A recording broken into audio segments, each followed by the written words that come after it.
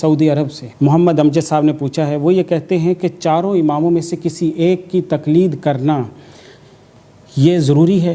یا چاروں کی کر سکتے ہیں؟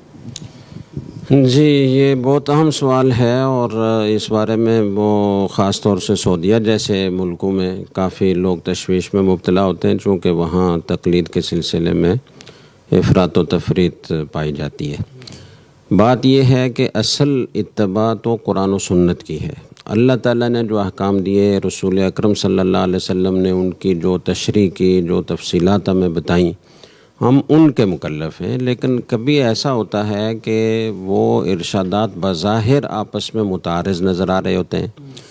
یا ایک ارشاد کے کئی مفہوم ہو سکتے ہیں، لغت کے اعتبار سے، محاورے کے اعتبار سے، یہ مطلب بھی ہو سکتا ہے، یہ مطلب بھی ہو سکتا ہے، یہ مطلب بھی ہو سکتا ہے، یا اسی طریقے سے جو احادیث ہیں ان کی صحت اور ضعف میں اختلاف ہو سکتا ہے۔ ایک محدث کہتا ہے یہ حدیث بالکل صحیح ہے،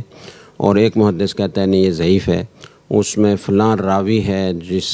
کا حافظہ کمزور تھا، دوسرے محدث کی تحقیق کیا کہ نہیں اس کا حافظہ کمزور نہیں تھا، اس نے تو سینکڑوں حدیثیں بیان کی ہیں، بہت قوی حافظہ تھا۔ تو اس طرح کے اختلافات ایسی چیز ہے کہ یہ فطری ہے، ان سے کوئی مفر نہیں ہے۔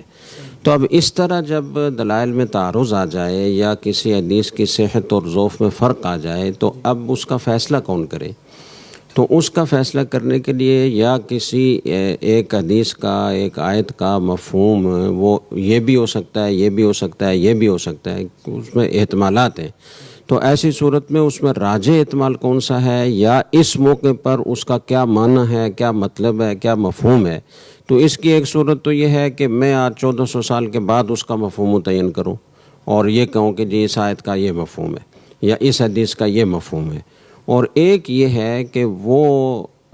برگزیدہ ہستیاں جن کو رسول اکرم صلی اللہ علیہ وسلم کے زمانے کا قرب نصیب ہوا، جنہوں نے صحابہ اکرام کو دیکھا، جنہوں نے تابعین کو دیکھا، جنہوں نے تبع تابعین کو دیکھا، ان سے علوم حاصل کیے، جن قرون ثلاثہ کے بارے میں رسول اکرم صلی اللہ علیہ وسلم نے یہ بشارت دی کہ وہ خیریت پر رہیں گے، تو ان کے زمانے میں جو حدیث کی تشریح کی گئی، جس حدیث کو صحیح قرار دے دیا گیا، آیت کا جو مفہوم بیان کر دیا گیا، وہ ہمارے لیے حجت ہے۔ لیکن اس میں بھی اختلاف ہو سکتا ہے، اجتہاد کا نتیجہ مختلف نکل سکتا ہے، ایک مجتہد کہتا ہے یہ ہے، دوسرا مجتہد کہتا ہے یہ ہے۔ تو اب اگر ہم ان میں سے کسی ایک کی، پھر یہ کہ مجتہدین بھی بہت سارے گزرے، ہزاروں مجتہدین گزرے،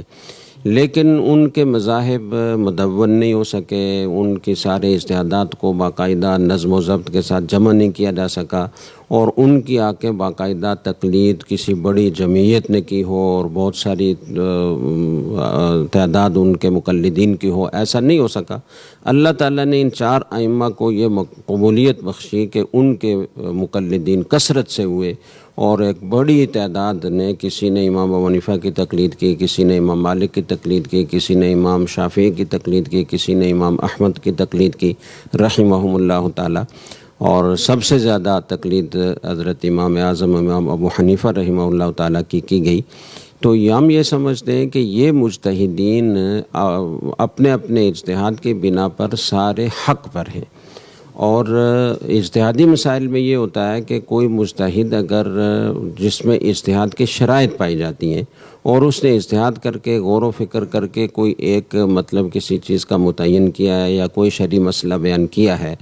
تو اگر اس کا اجتہاد وہ صواب ہے، یعنی اللہ اور اللہ کے رسول کی مرضی کے مطابق بالکل درست ہے 100%،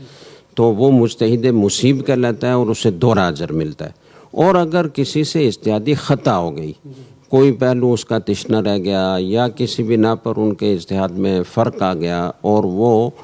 نتیجہ جو انہوں نے نکالا وہ 100% درست نہیں ہے، تو یہ مجتہد مخطی کہلاتا ہے، اس کو بھی ایک اجر ملتا ہے۔ تو اس بنا پر ہم یہ سمجھتے ہیں کہ سارے ائمہ وہ حق پر ہیں، انہوں نے حق تک پہنچنے کے لیے اپنی پوری صلاحیتیں صرف کیں، اپنی پوری زندگیاں لگائیں، قرآن و حدیث کے علوم کو حاصل کرنے میں، ان کے ممد علوم کو حاصل کرنے میں انہوں نے اپنی زندگیاں کھپائی ہیں۔ تو وہ جو مطلب بیان کریں گے وہ آج 1400 سال بعد کوئی نہیں بیان کر سکتا۔ ان کے اجتہادات کی روشنی میں نئے کسی پیش آمدہ مسئلے کا تو ہم حل پیش کر سکتے ہیں انہی اصول کی روشنی میں اور نصوص کو سامنے رکھ کر اور ان کے اجتہادات کو سامنے رکھ کر،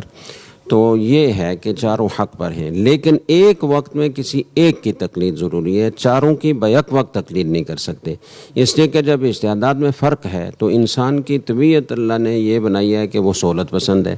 تو وہ پھر سہولتوں کے پیچھے جائے گا، جس مسلک میں جہاں جس مسئلے میں سہولت ملے گی وہ وہاں سے لے لے گا، دوسرے مسئلے میں دوسرے امام کے مسلک میں سہولت ملے تو وہاں سے لے لے گا، تیسرے مسئلے میں وہ تیسرے امام سے سہولت ملے تو وہاں چلا جائے گا۔ تو بڑے بڑے علماء نے، شیخ ابن تیمیہ رحمہ اللہ تعالیٰ جیسے بڑے علماء نے جو سلفیوں کے امام کہلاتے ہیں، تو انہوں نے بھی یہ لکھا ہے کہ کوئی آدمی اپنی خواہش پوری کرنے کے لیے اور اپنی سہولت حاصل کرنے کے لیے اگر اپنا مسلک تبدیل کرتا ہے تو اس پر کفر کا اندیشہ ہے، اس لیے کہ پہلے اس نے جس امام کی تقلید کر رکھی تھی ان کو وہ پورے طور پر حق پر سمجھتا تھا، لیکن اب اپنی خواہش اس کے خلاف میں پوری ہونا نظر آئی تو ادھر بھاگ گیا، تو یہ خواہش نفس کی پیروی ہو گئی، یہ پھر دین کی پیروی نہیں۔ اور یہ بہت اچھی طرح یاد رکھنے کی بات ہے کہ دین ہمارا وہ اپنی خواہش پوری کرنے کا نام نہیں ہے، شوق پورا کرنے کا نام نہیں ہے، بلکہ اللہ اور اللہ کے رسول صلی اللہ علیہ وسلم کی مرضی کیا ہے، ہم سے اللہ کی طرف سے تقاضا کیا ہے، اس کے پورا کرنے کا نام